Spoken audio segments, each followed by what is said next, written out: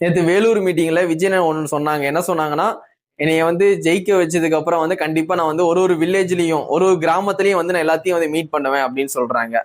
இது எல்லாருமே வந்து மத்த கட்சிக்காரங்க விமர்சனம் வந்து வைக்கிறது. அப்பனா வந்து இந்த டைம் ஓட்டு கேட்க விஜய் அவர்கள் வரமாட்டாரு. நீங்க ஜெயிக்க வைங்க, அதுக்கப்புறம் நான் வந்து உங்களை வந்து மீட் பண்றேன்னு சொல்றது வந்து கரெக்டா இல்ல அப்படின்ட்டு. ஒரு விஜய் ஃபேனா நான் வந்து இது எப்படி எடுத்துக்கிறேன்னா, விஜயனை வந்து இப்ப சொல்றாங்க இந்த மாதிரி என்னை ஜெயிக்க வைங்க, சிஎம் ஆக்குங்க, நான் வந்து எல்லா வில்லேஜுக்கும் வரேன், எல்லா கிராமத்துக்கும் வந்து எல்லாருமே மீட் பண்றேன்னு சொல்றாங்க. இது கண்டிப்பா நடக்காத ஒரு விஷயம் தான். இப்போ வந்து நான் வந்து கோயில்பட்டி, என் வீடு வந்து நாலாட்டின்புத்தூர்ல இருக்கு. அது ஒரு வில்லேஜ் தான், சிட்டி கிடையாது, ஒரு வில்லேஜ் தான். அண்ணன் வந்து வின் பண்ணிட்டா நால்டம்புத்தூருக்கு வந்து வருவாரா? வரமாட்டாரு. சரிங்களா? இதெல்லாம் வந்து ஒரு சொல்றாரு, அவன் எழுதி கொடுத்ததை அவர் பேசுறாரு, அவ்வளவுதான். நேத்து கூட வந்து ஒரு பேப்பர் இருந்துச்சு, அந்த பேப்பரை பார்த்தா எல்லாமே சொன்னாரு. அதனால வந்து கூட இருக்கவங்க எழுதி கொடுக்கறத அவர் பேசுறாரு. இப்போ வந்து விஜய் அண்ணன் வந்தா கூட்டம் வருதுப்பா, அதனால வந்து இப்போ 2 மாசம் தான் எலெக்ஷன் இருக்கு, எல்லா ஊருக்கும் போக முடியாது பிரச்சாரத்துக்கு, அதனால நீங்க வந்து இப்படி பேசிருங்க தளபதி அப்படின்னு சொல்லி எழுதி கொடுத்துருப்பாங்க. நீங்க வந்து ஓட்டு போட்டு நீ வின் பண்ண வைங்க, நான் அதுக்கப்புறம் வந்து உங்க வீட்டுல வந்து உங்களை பாக்குறேன், கிராமமே இருந்தாலும் பரவாயில்ல, நான் கிராமத்துக்கு கூட வாரேன் அப்படின்னு சொல்லி எழுதி கொடுத்ததான் வந்து அண்ணன் பேசிட்டு இருக்காரு. அதனால வந்து இந்த டைம் எலெக்ஷன்ல கண்டிப்பா வந்து டிவிக்கே வர்றது டவுட் தான்.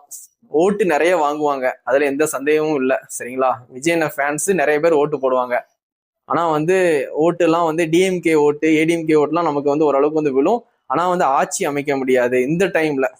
2031 கண்டிப்பா வந்து அண்ணன் வந்துருவாங்க, அதுவும் இதே ஃபார்ம்ல இருந்தாங்க மட்டும். இப்போ வந்து அண்ணன் வீட்டு விட்டே வெளியே வர மாட்டேங்கான்னு சொல்லிட்டே இருக்காங்களா, இந்த மாதிரி இருந்தா 2031 டவுட் தான். இதுக்கப்புறம் இந்த எலெக்ஷன்ல வந்து ஒருவேளை வந்து அண்ணன் தோக்க மாட்டாங்க, அண்ணன் நிக்கிற தொகுதியில அண்ணன் ஜெயிச்சிருவாங்க. அப்போ வந்து ஒரு ஒரு சீட்டாவது வாங்கிடுவாங்க. அது வந்து அண்ணன் வின் பண்றது கன்ஃபார்ம். அதுக்கப்புறம் கண்டினியூஸா வந்து அண்ணன் வந்து இறங்கி மக்களோட போராடி களத்துக்கு வந்து அந்த மாதிரி போராடினாங்கன்னு வச்சுக்கோங்க.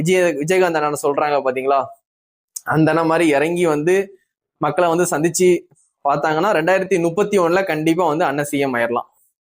அதனால இந்த எலெக்ஷன்ல வந்து அண்ணன் தோத்துட்டாங்கன்னா யாரும் ஃபீல் பண்ணாதீங்க. அண்ணன் நிக்கிற தொகுதியில அண்ணன் வந்து ஜெயிச்சிருவாரு. நம்ம 2031 அண்ணன் சிஎம் பாத்துக்கலாம். ஒரு 5 வருஷம் தான், டக்குன்னு ஓடிடும். சரிங்களா? அதெல்லாம் வந்து அண்ணன் வந்து இந்த எலெக்ஷன்ல எம்எல்ஏ ஆகட்டும், அதுக்கடுத்த எலெக்ஷன்ல சிஎம் ஆகட்டும். இந்த எலெக்ஷன்லயே சிஎம் ஆனாலும் சந்தோஷம் தான். சரிங்களா? ஆனா வந்து பிராக்டிக்கலா பார்க்கும்போது அது வந்து நடக்காத காரியம். டக்குன்னு சிஎம் ஆக முடியாது. அதனால வந்து இப்ப எங்க ஊர்னே எடுத்துக்கோங்க, எங்க ஊர்ல ஏடிஎம்கே தான் வின் பண்ணும். இந்த மாதிரி அந்தந்த ஊர்ல வந்து ஏடிஎம்கே டிஎம்கே எல்லாம் ஸ்ட்ராங்கா இருக்கு. அதை வச்சுதான் நான் சொல்றேன், ரியாலிட்டியா சொல்றேன். சும்மா கண்ணை மூடிட்டு நான் விஜய் ஃபேனு, எங்க அண்ணன் தான் சிஎம்பா அப்படின்னு சொல்றதுக்கு நம்ம வந்து ரியாலிட்டி கிடையாது. அது வெயிட் பண்ணி பார்ப்போம். கண்டிப்பா அண்ணன் வந்து நிக்கிற தொகுதியில அண்ணன் கண்டிப்பா ஜெயிப்பாங்க, அது உறுதி.